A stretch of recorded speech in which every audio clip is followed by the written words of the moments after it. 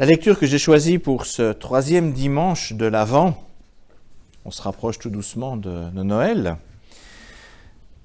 est un passage de l'Évangile de Jean, au chapitre 3, où je lirai les versets 22 à 36. Jean, chapitre 3, les versets 22 à 36. Jésus et ses disciples allèrent en Judée. Il y resta quelque temps avec eux et il baptisait. Jean aussi baptisait à Ainon, près de Salim, parce qu'il y avait là beaucoup d'eau. Les gens venaient à lui et se faisaient baptiser. En effet, Jean n'avait pas encore été mis en prison. Or, quelques-uns des disciples de Jean commencèrent à débattre avec un juif à propos des rites de purification. Sachez que le baptême tel que Jean le faisait était un rite de purification. Ils allèrent trouver Jean et lui dirent « Rabbi, celui qui était avec toi de l'autre côté du Jourdain, auquel tu as rendu témoignage, le voilà qu'il baptise et tout le monde va vers lui. » Jean leur répondit « Personne ne peut avoir quoi que ce soit si Dieu ne lui a pas donné.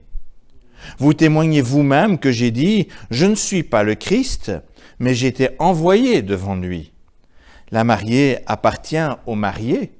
L'ami du marié, lui, se tient près de lui et l'écoute. Il est tout joyeux d'entendre la voix du marié.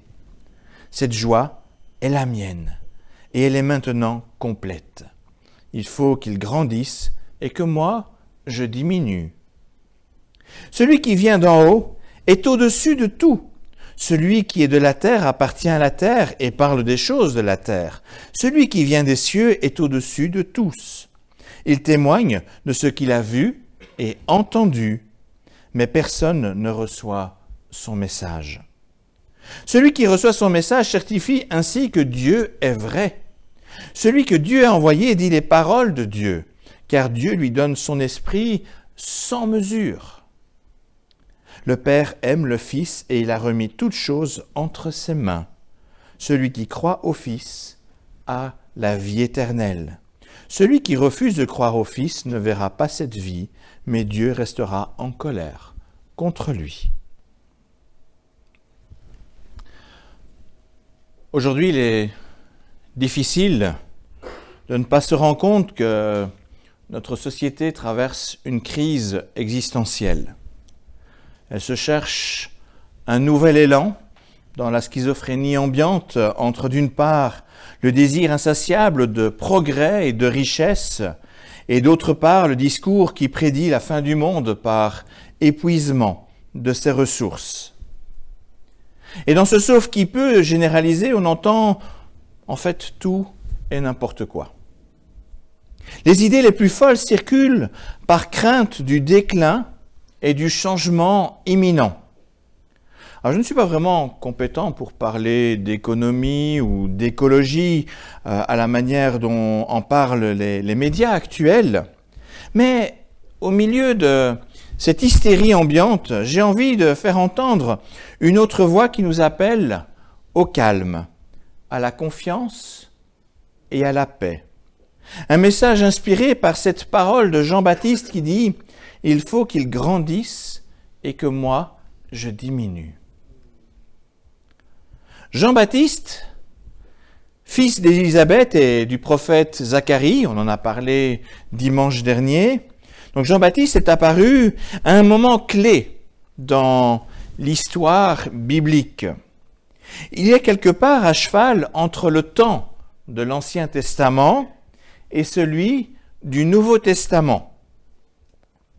Même s'il n'a pas vu toute la nouveauté apportée par Jésus-Christ, il a aperçu quand même les prémices d'un monde nouveau bien différent de tout ce qu'il avait lui-même connu.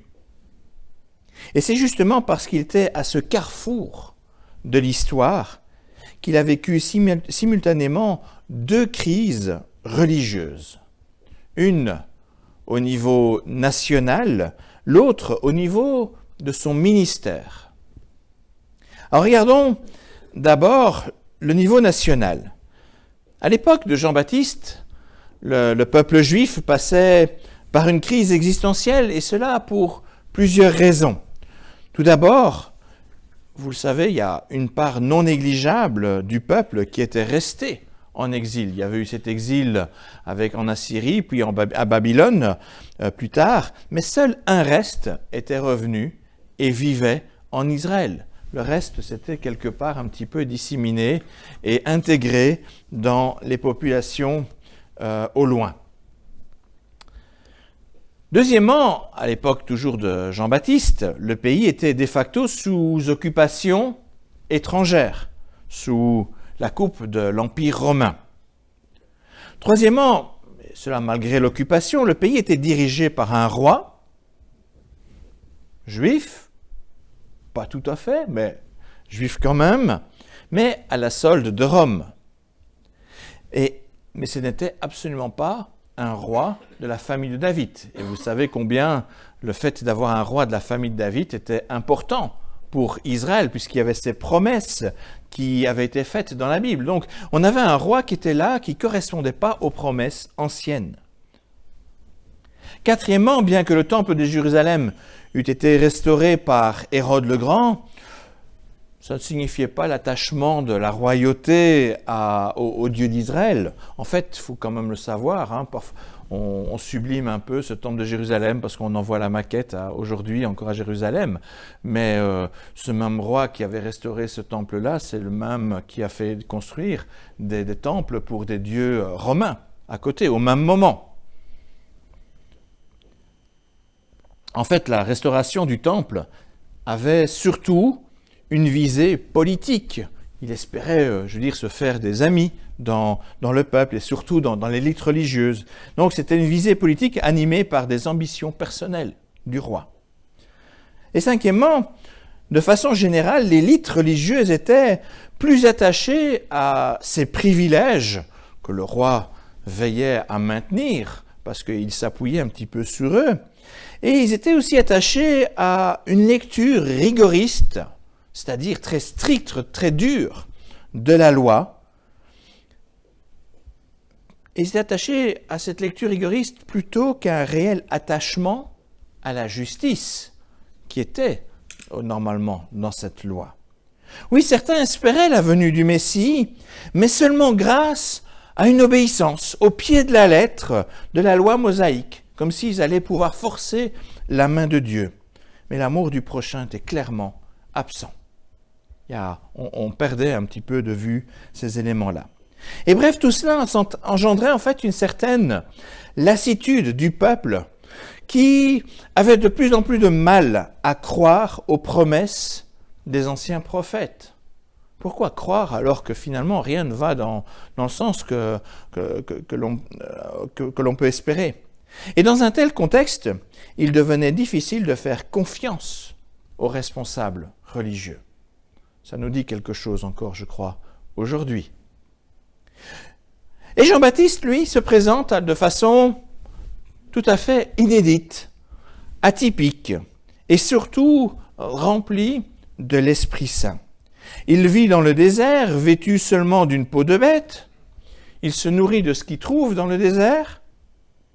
Il n'a rien de comparable avec les responsables religieux de son époque, même si son père était lui-même un prêtre, bien qu'il était resté fidèle à Dieu, mais Jean se détache quelque part du style de vie, de cette manière de faire de son père.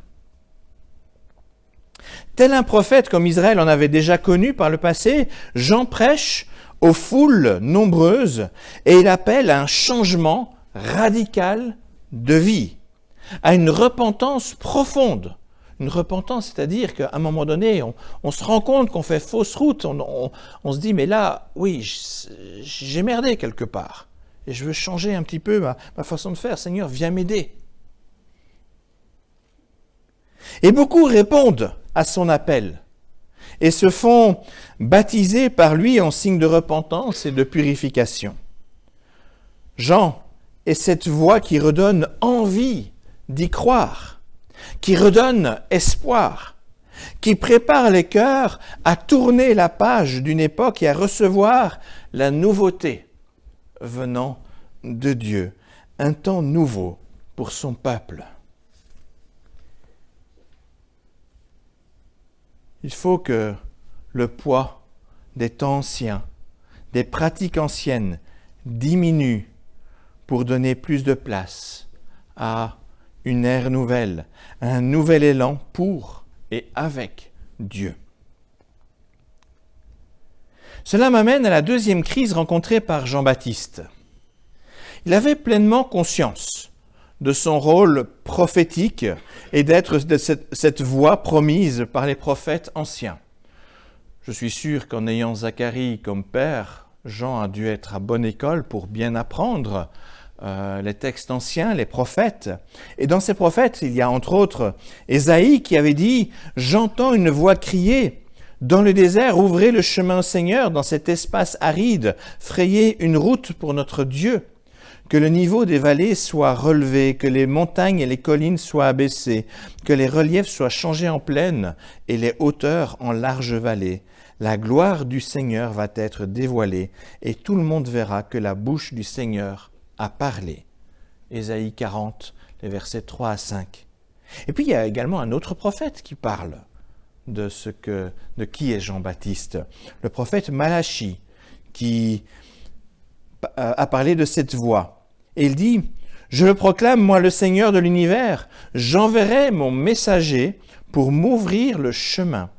Le Seigneur que vous désirez arrivera soudain dans son temple, le messager de l'alliance que vous attendez. Le voici, il vient. Avant que vienne le jour du Seigneur, ce jour grand et redoutable, je vous enverrai le prophète Élie. Il réconciliera les pères avec leurs enfants et les enfants avec leurs pères. Ainsi, je n'aurai plus à venir détruire votre pays. » Jean-Baptiste était au clair sur son ministère. Son rôle était d'annoncer celui qui viendrait après lui, le messager de la nouvelle alliance. Rappelons-nous la promesse qu'on a vue la semaine dernière, la promesse de l'ange à Zacharie, le père de Jean. Et cet ange qui avait dit au sujet de son fils Jean, il avait parlé au sujet de ce fils qui allait venir, Jean. Et l'ange, en fait, avait repris cette citation de Malachie. Donc, il est certain que Zacharie avait bien fait le rapport entre ça et certainement qu'il en avait parlé à Jean-Baptiste. Et Jean-Baptiste était au clair. Il connaissait ce texte. Mais l'ange avait aussi rajouté « Il ramènera beaucoup d'Israélites au Seigneur leur Dieu. » Et de fait, le ministère de Jean est un réel succès. Il suscite un véritable réveil parmi ses compatriotes. Il y a des foules entières qui viennent près de lui, qui se repentent. Pourtant, après sa rencontre avec Jésus, qu'il reconnaît comme étant le Messie, justement, qu'il annonçait, Jean, à partir de ce moment-là, a de moins en moins de succès auprès des foules. Désormais, les gens du peuple préfèrent se rendre auprès de Jésus et délaisser cette voie dans le désert. Et les disciples de Jean s'en inquiètent.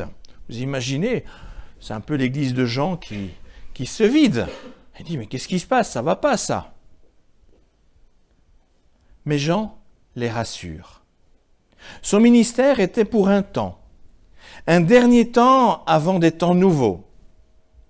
Le temps de Jean-Baptiste est en quelque sorte la fin du temps de l'Ancien Testament. Mais Jean n'est pas pour autant dans la nostalgie. Au contraire, il se réjouit vraiment de voir ce qui arrive, de voir les prémices de ce monde nouveau. Jean sait que son temps doit se terminer pour laisser la place au temps du Christ. Et c'est pourquoi il peut dire, il faut qu'il grandisse et que moi, je diminue. La sagesse de Jean est de ne pas s'imposer, coûte que coûte, et empêcher celui qui a reçu l'Esprit sans mesure d'agir. Jean avait reçu l'Esprit, mais pour sa tâche. Seul pour Jésus, on dit, il reçut l'Esprit sans mesure. Bien que rempli donc lui-même de l'Esprit, Jean reste de cette terre. Son ministère n'est pas celui du Christ.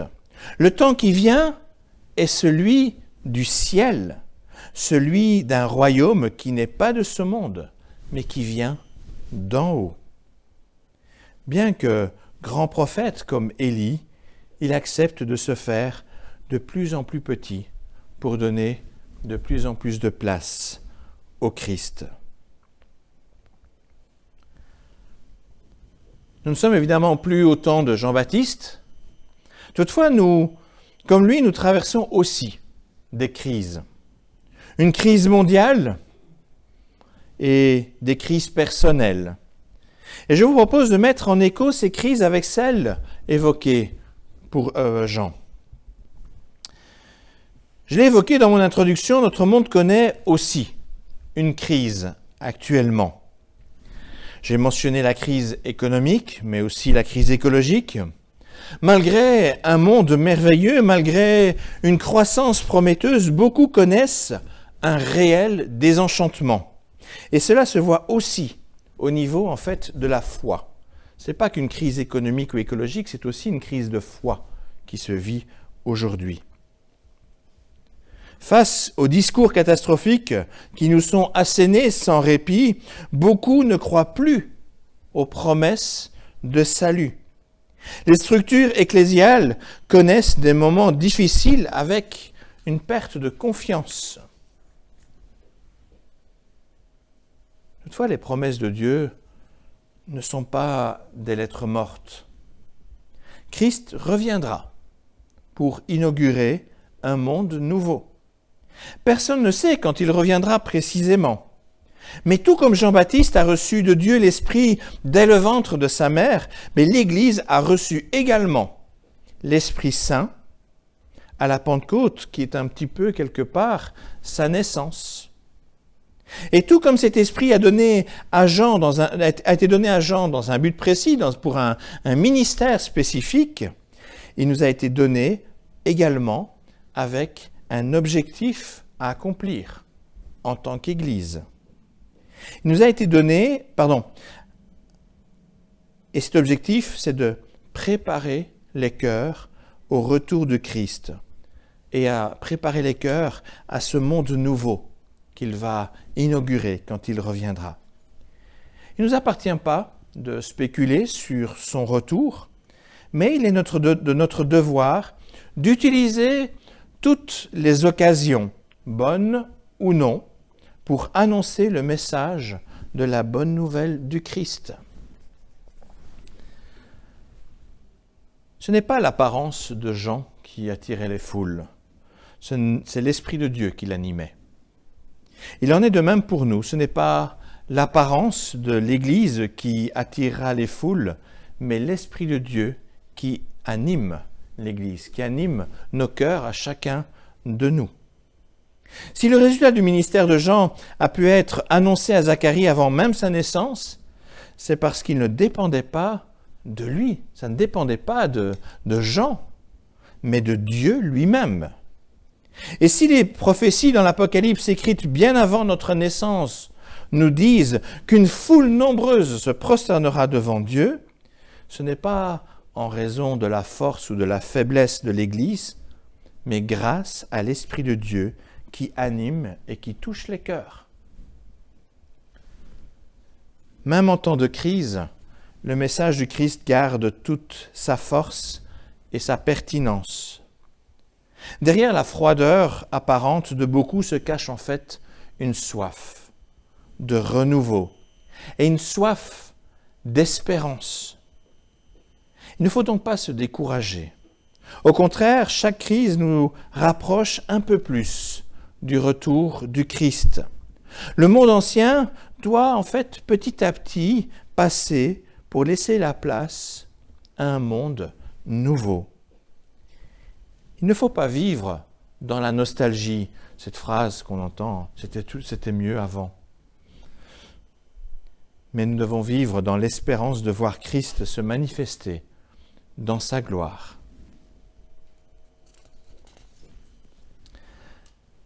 Regardons à présent les choses à un niveau plus personnel. Nous passons, nous aussi, par des temps de crise. Et je vous propose de nous focaliser seulement sur 2 types de crises. Il y en a d'autres, mais je vais me limiter à 2.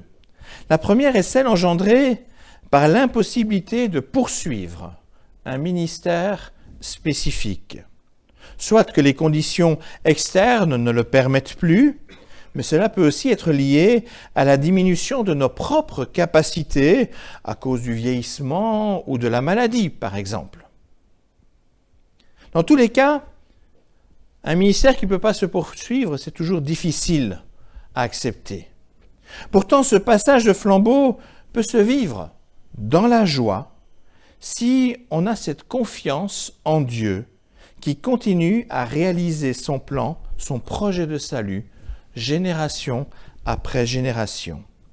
Jean-Baptiste s'est réjoui de la venue de Jésus, même si c'était la fin de son propre ministère.